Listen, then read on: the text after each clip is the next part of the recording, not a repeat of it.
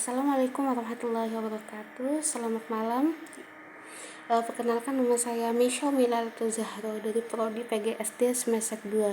Baik, pada kesempatan kali ini saya akan memakan materi mengenai hubungan timbal balik antara filsafat dan ilmu pendidikan serta peran penting filsafat ilmu dalam memperkuat ilmu pendidikan.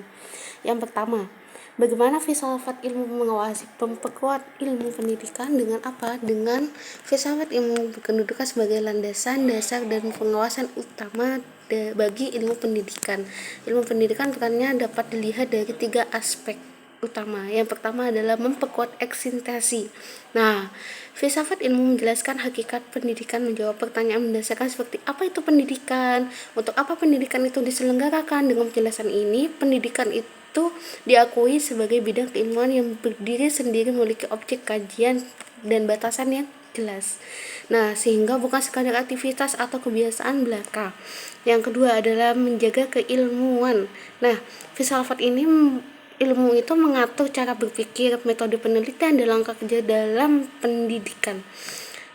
Ia memastikan bahwa setiap teori, konsep, praktek pendidikan disusun secara logis, sistematis, dan dapat diuji kebenarannya. Nah, yang ketiga adalah menanamkan nilai-nilai. Nah, filsafat itu tidak hanya membahas kebenaran pengetahuan, tetapi juga nilai kebaikan, keindahan. Ia mengarahkan pendidikan agar tidak hanya fokus pada pencapaian akademik semata, tetapi juga berdasarkan nilai, moral, etika, dan kemanusiaan. Nah, yang kedua adalah bagaimana pendidikan memperkuat pengembangan filsafat ilmu. Nah, hubungan antara keduanya bersifat timbal balik. Pendidikan juga memiliki peran besar dalam pengembangan filsafat ilmu, yaitu dengan apa? Sebagai tempat penerapan dan pengujian teori. Nah, pemikiran dan konsep filsafat ilmu tidak hanya berhenti di atas kertas. Melalui pendidikan, gagasan-gagasan tersebut diterapkan, diuji, dan dibuktikan keberlakuannya dalam kehidupan nyata. Jika dalam penerapan ditentukan kekurangan atau tidak kesesuaian, maka hal itu akan menjadi perbaikan dan pengembangan bagi filsafat ilmu itu sendiri. Nah, yang kedua adalah sumber masalah dan pemikiran yang baru.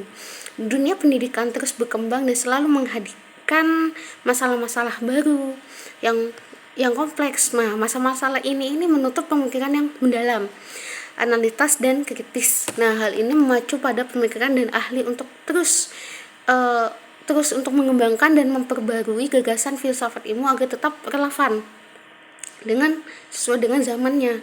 Nah, yang keempat ini adalah sarana pewarisan dan penyebaran cara berpikir. Nah, melalui pendidikan, pola berpikir logis, kritis, sistematis, dan rasional yang merupakan inti dari filsafat ilmu itu diajarkan dan ditanamkan kepada generasi muda. Hal ini menjadikan pemikiran filsafat ilmu terus hidup, berkembang, dan dimiliki oleh banyak orang. Nah, yang ketiga adalah mengapa filsafat ilmu disebut sebagai pisau analisis dalam pendidikan? Karena filsafat ilmu itu disebut sebagai pisau analisis karena memiliki 3 landasan utama yang digunakan untuk membedah dan memecah setiap persoalan dalam pendidikan secara mendalam dan menyeluruh. Nah, yaitu apa aja? Ontologi. Nah, ontologi itu apa yang dikaji? Nah, membahas hakikat eksistensi dari hal yang dipelajari. Contoh pertanyaannya apa? Apa hakikat peserta didik? Apa hakikat pengetahuan? Apa tujuan utama pendidikan? Itu untuk membantu kita memahami objek yang sedang ditangani. Yang kedua adalah epistemologi. Epistemologi itu apa? Bagaimana caranya kita memperoleh pengetahuan itu. Membahas tentang asal, sumber, cara, dan metode memperoleh pengetahuan yang sah. Contoh pertanyaannya adalah metode apa yang paling tepat untuk mengajar? Bagaimana cara mengukur keberhasilan belajar siswa? Nah, ini menjamin proses pendidikan berjalan secara benar dan ilmiah. Yang ketiga adalah aksiologi. Nah, aksiologi ini adalah untuk pengetahuan itu digunakan, membahas tentang nilai, kegunaan, dan manfaat pengetahuan. Contoh pertanyaannya, apakah pendidikan ini bermanfaat bagi siswa dan masyarakat? Apakah kegiatan ini etis, sesuai dengan norma? Nah, ini memastikan pendidikan itu membawa dampak yang baik dan bernilai positif. Nah, ketiga aspek ini yang dari aksiologi, epistemologi, dan ontologi ini untuk apa? Untuk menelaah masalah pendidikan secara terstruktur, tajam, dan mendalam.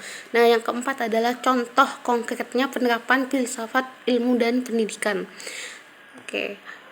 Contohnya adalah dalam kurikulum Merdeka, ontologi itu disusun dengan pemahaman bahwa setiap anak itu memiliki potensi, bakat, dan cara yang berbeda-beda. Yang epistemologi adalah menggunakan pendekatan pembelajaran yang aktif, berbasis proyek konseptual, dan berpusat pada peserta didik. Nah, yang ketiga adalah aksiologi, bertujuan untuk membentuk profil pelajar Pancasila, yaitu manusia yang beriman, berakhlak mulia, berilmu mandiri, dan berguna bagi nusa dan bangsa. Nah, dalam proses pembelajaran saat guru mengajar, ia selalu menerapkan ketiga aspek tersebut. Kayak bertanya, apa inti materi yang harus dipahami siswa, itu ontologi. Nah, yang memilih metode apa yang paling efektif dan mudah dimengerti, itu epistemologi. Nah, yang nilai apa yang bisa diambil dan diterapkan siswa dalam kehidupan, ini dengan aksiologi. Dalam kebijakan berpendidikan, contohnya kebijakan wajib belajar 12 tahun. Nah, kebijakan ini didasari nilai bahwa setiap manusia itu berhak mendapatkan pendidikan yang layak dan setara, dan yang merupakan bagian dari kajian aksiologi dan etika dalam filsafat ini. Jadi kesimpulan dari filsafat ilmu dan pendidikan memiliki hubungan yang erat dan tidak dapat dipisahkan.